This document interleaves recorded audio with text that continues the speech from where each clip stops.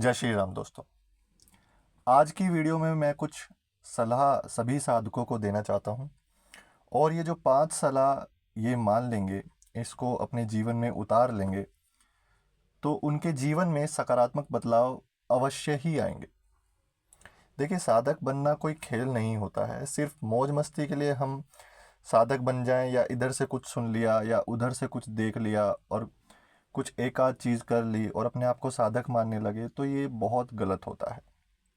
ये कोई साधारण सी बात नहीं है। यदि साधक बनना है तो साधक के जैसी जिम्मेदारी भी आपको सीखनी होगी। साधक जो होता है वो अपने जीवन में बहुत सीरियस होता है। तो यदि आप साधक बनना चाहते हैं तो आपको अपने जीवन को गंभीरता से लेना होगा, और यही मेरी पहली सलाह है। तो सबसे पहले आपको साधक बनने का अर्थ जानना है और उसको अपने जीवन में अपनाना है, तभी आप एक अच्छे साधक बन पाओगे। दूसरी जो मेरी सलाह है कि मान लीजिए आपको कोई गुरु मंत्र मिला है और फिर भी आप दर बदर की ठोकर खा रहे हैं, अंदर कुछ परिवर्तन नहीं आया है, तो गुरु मंत्र धारण करने का कोई अर्थ नहीं है। गुरु मंत्र बिल्कुल अमृत की खान की तरह होता है, और जब वो किसी को मिलता है तो वो पहले जैसा नहीं रहता। उसके अंदर बहुत सारे बदलाव, उसके पूरे जीवन में बदलाव आ जाता है।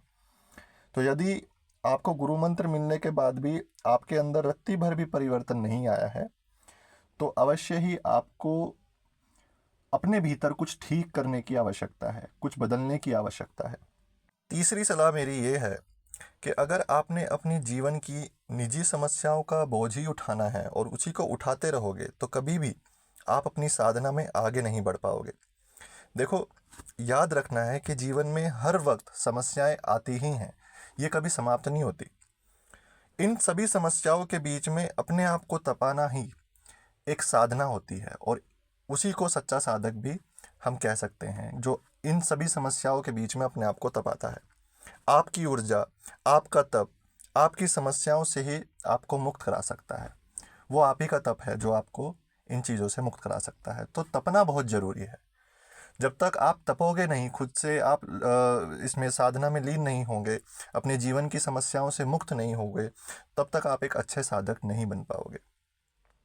चौथी मेरी जो सलाह आपको रहेगी, जितने भी साधक भाई बहनों को, कि जब भी हम साधक बनते हैं ना, या हम कोशिश करते हैं कुछ साधना करने की या साधक बनने की, तो हमारा लक्ष्य केवल सिद्धियां प्राप्त करना या कोई चमत्कार कर देना नहीं होता है। साधना का अर्थ अपने आप को स्थिर करना होता है, जीवन की हर समस्याओं से मुक्त होना होता है, अपने आप को जानना होता है। साधना करते करते साधक के अंदर ऊर्जा का एक निर्माण होता है। ठीक है, उसके अंदर एक तेज का निर्माण होता है, ओज प्रकट होता है उसके पूरे शरीर से। और यही तेज, यही ओज उसके जीवन को बदल देता है। उसके प्रभाव में आने वाले हर एक व्यक्ति का जीवन वो बदल देता है, बिना कुछ किए ही।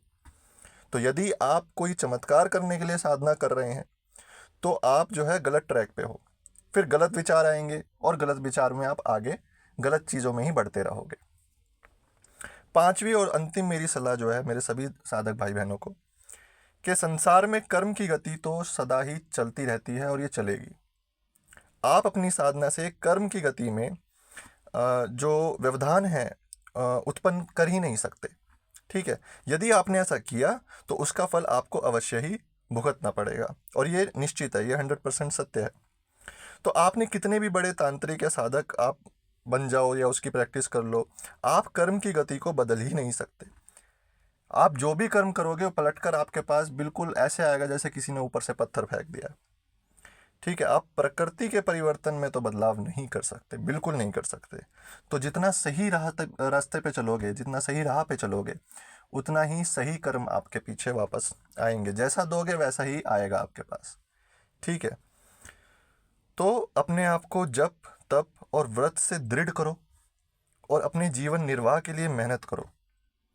कर्म के सिद्धांत के अनुसार अपने जीवन को उज्जवल बनाओ, और यकीन मानो, अगर आप ये जीवन में करोगे तो आपसे बड़ा और आपसे सच्चा साधक कोई नहीं होगा।